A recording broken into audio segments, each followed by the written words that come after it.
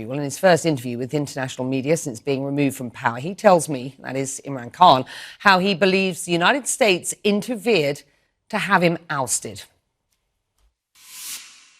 On the 7th of March, Becky, Under Secretary of State in the US, who's responsible for South Asia, a meeting between our ambassador in Washington, he tells our ambassador, in an official meeting, there are note takers on both sides. He tells the ambassador that unless you get rid of your Prime Minister Imran Khan in a vote of no confidence, which, by the way, hadn't been tabled as yet, but he seemed to know about it, he said, unless you get rid of him, Pakistan will suffer consequences. And then goes on to say, of course, if you get rid of him through the vote of no confidence, all will be forgiven. Such arrogance, apart from anything else. By the way, Becky, this guy should be sacked for bad manners and sheer arrogance. Imagine telling a country, an ambassador of a country of 220 million people that you get rid of your prime minister.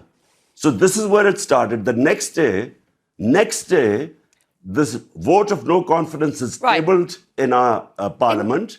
I put it in front of our cabinet. The cipher was read out in the cabinet. There are minutes of the cabinet. Then I presented it in our National Security Council, where all the service chiefs were present. Why did I present them? Because this was a blatant intervention in the internal affairs of Pakistan, a regime change. The National Security Council decided to give a démarche, protested to the US in Pakistan and in Washington.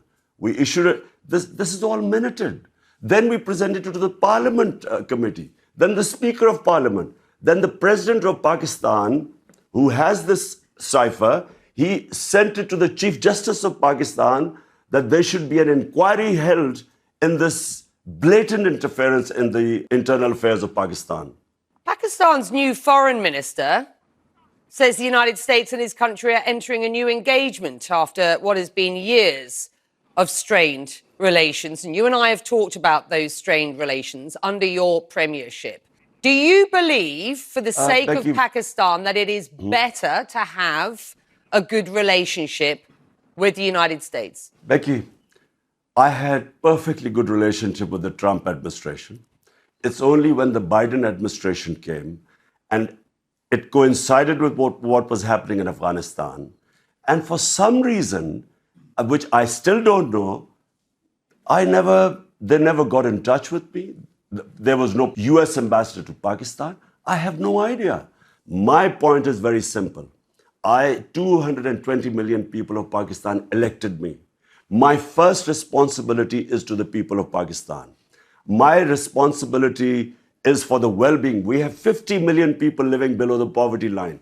So when Russia offers us 30% discount on oil and 30% discount on wheat imports, India does the same. India is part of the Quad, part of the strategic alliance with the US. India imports oil from Russia, but for some reason, this was taken against me, as if I was being anti-US or anti-American. Before this happened, before this meeting with Donald Lu and our ambassador, the US Embassy was calling members of my party who were some of the backbenchers who were not happy. They were having meetings with the US Embassy.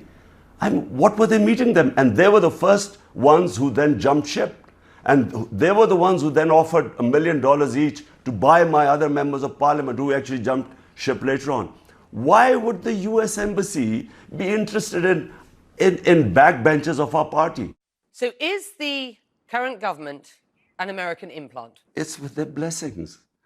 And, you know, the painful thing, Becky, is not just that everyone, we all call it imported government, but the worst thing is there are a bunch of criminals. For 30 years, these guys have been plundering the country. 60% of the cabinet is on bail. You were in Russia meeting President Putin the day he announced the war in Ukraine.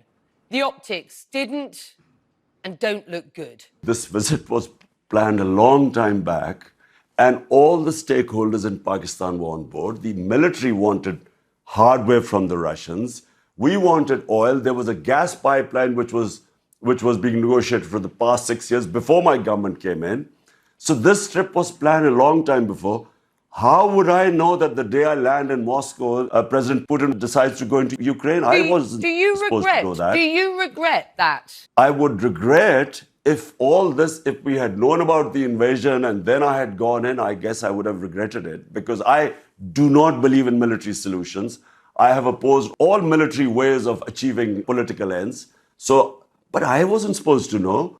Imran Khan, will you run again? Will you run again as Prime Minister in the next elections? Whenever the next elections take place, not only will we run, but I can predict right now that this will become the biggest party in Pakistan's history, because people are so incensed and feel insulted that these criminals have been foisted upon us, who have been plundering this country for 30 years. There is anger in Pakistan. Unfortunately, because of all this becoming public, the cipher, Donald Rule's comments, who should be sacked for bad manners, there's anti-Americanism.